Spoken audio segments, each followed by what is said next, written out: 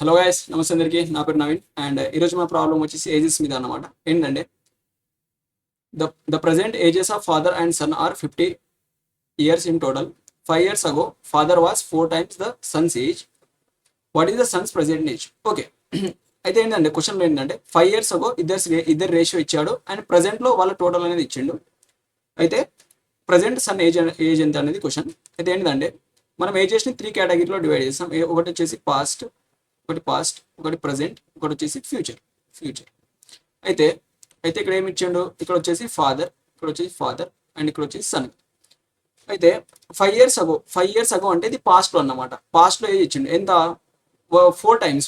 Father అనేది sun ఏజ్కి 4 times అంట. అంటే ఫాదర్ అనేది 4 ఉంటే సన్ అనేది ఎంత ఉంటుంది? 1 అనేది ఉంటాడు. ఓకే. అయితే ఇప్పుడు ప్రజెంట్లో వాళ్ళ ఏజ్ అనేది 50 years ఉంటే ఇద్దరు పాస్ట్లో వెళ్తున్నారు కదా. అంటే ఫాదర్ 5 years పాస్ట్లో వెళ్తాడు అండ్ సన్ గిட்ட 5 years పాస్ట్లో వెళ్తాడు. అంటే ఇద్దరు కలిపి 10 years మైనస్ చేస్తారు. అంటే 50 నుంచి 10 తీసేస్తే ఈ పార్ట్ ఎంత మనకి? 5 years ago వాళ్ళ ఏజ్ అనేది టోటల్ 40 అన్నమాట. అంటే ఈ 5 units అనేది 40 అయితే మనకి ఇక్కడ నుంచి 1 unit వాల్యూ ఎంత? 5 8s 40 కాబట్టి 1 unit 8 అనేది వస్తుంది.